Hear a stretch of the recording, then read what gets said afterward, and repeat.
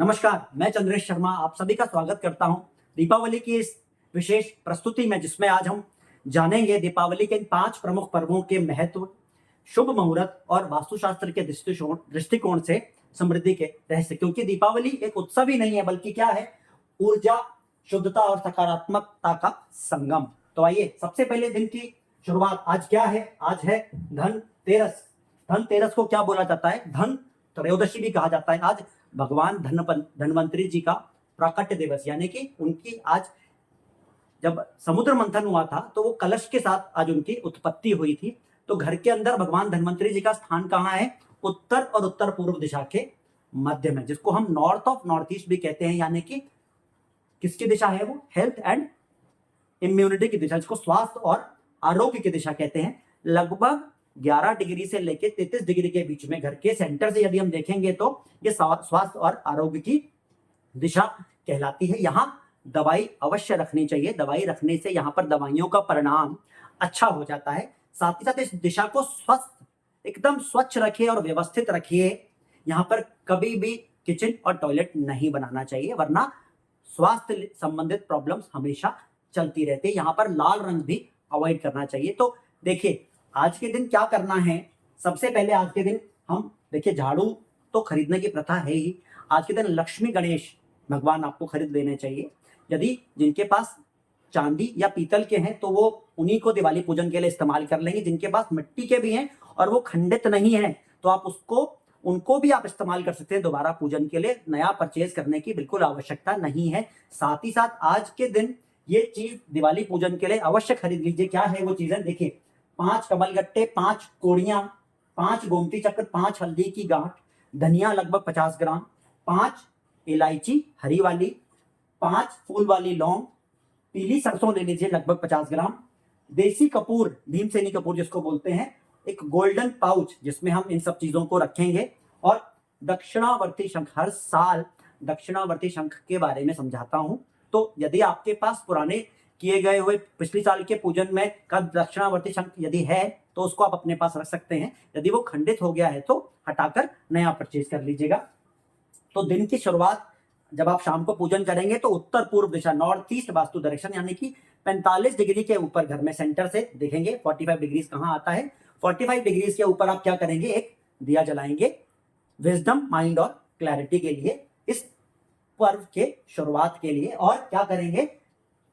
उत्तर और उत्तर पूर्व के मध्य में हम स्वास्तिक, एक हल्दी और चंदन से स्वास्तिक बनाएंगे तो बहुत लाभकारी रहने वाला है। देखिए कैसे बनाना है स्वास्तिक। मैक्सिमम लोगों को आज भी ढंग से स्वास्तिक बनाना नहीं आता है। देखिए क्या करेंगे, बहुत सिंपल तरीका बता रहा हूं स्वास्तिक बनाने का। देखिए, 1 2 3, 1 2 3, 1 2 3, ये 6 लाइन हमने डॉट्स बनाए। एक डॉट हमने ऐसे गिरा, दूसरा हमने ऐसे जोड़ दिया, ठीक है। इसको गलती क्या की है हमने, अगर ध्यान से समझेंगे, मैंने इसको काट दिया। इसको काटना नहीं है। देखिए क्या करना है, ऐसे लेना है, यहां जाने के बाद उठा दीजिए, फिर आगे बढ़ाइए। इसका मतलब क्या है? प्रोटेक्ट मी, सील मी।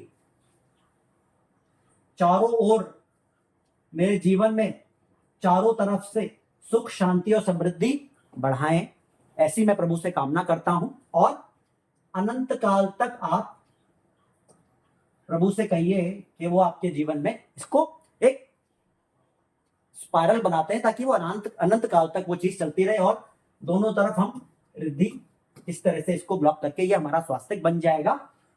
ये हमारा स्वास्तिक संपूर्ण हो गया। स्वास्तिक के कभी भी सेंटर को नहीं काटना चाहिए।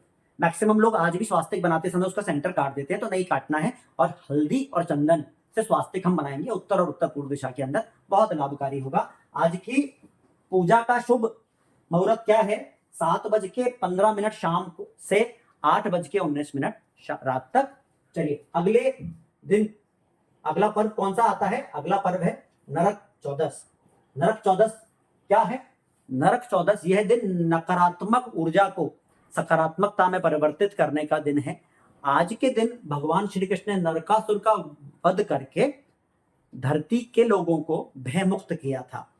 आज ही के दिन भगवान यमराज जी का दिया लोगों को घर पर अपने यम स्थान में चलाना चाहिए। यम स्थान क्या है? यम स्थान आइए समझते हैं बहुत ध्यान से। घर के सेंटर से खड़े होकर जब आप निकालेंगे तो देखिए क्या है, एग्जाम्पल ये नॉर्थ है, ये साउथ है, तो घर का सेंटर क्या है? यहां 180 डिग्री घर में यम का स्थान है। यमराज जी क्या है? यमराज जी हमारे दैनिक कार्यों को पूरा करने में मदद करते हैं। मारते तो एक ही बार है जीवन में, एक ही बार मरेगा आदमी, रोज रोज कोई नहीं मरता है।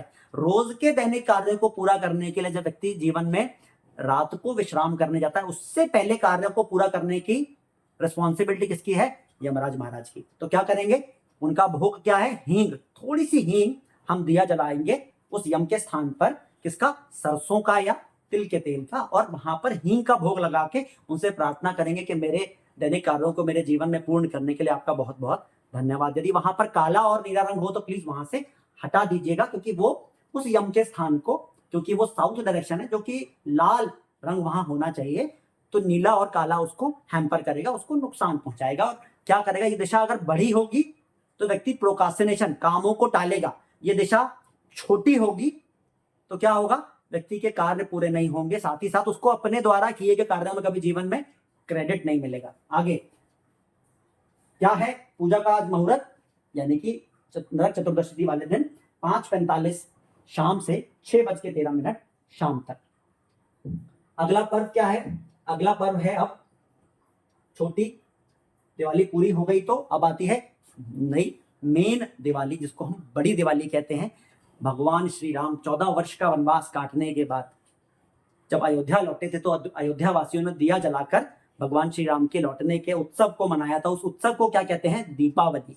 तो आइए देखिए दीपावली वाले दिन क्या करेंगे हम।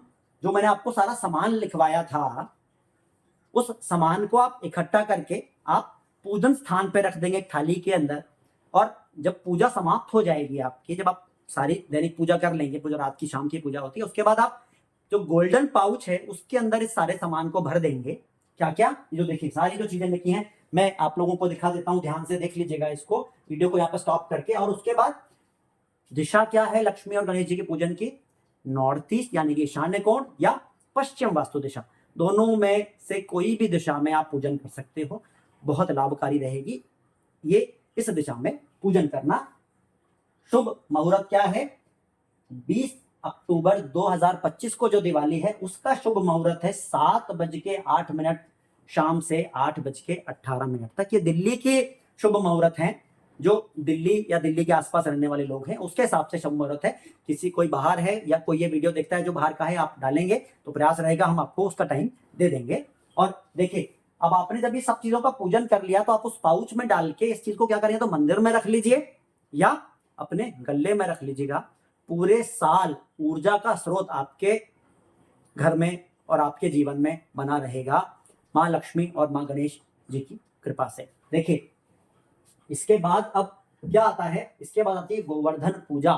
गोवर्धन पूजा भगवान श्री कृष्ण जी ने इंद्र जी का अहंकार तोड़ा था गोवर्धन पर्वत अपने हाथ में उठा के। आज के दिन किया जाता है, क्या किया जाता है? भगवान जी के गोवर्धन रूप की उपासना करके अन्नकूट का प्रसाद खाया जाता है, परिवार में बांटा जाता है।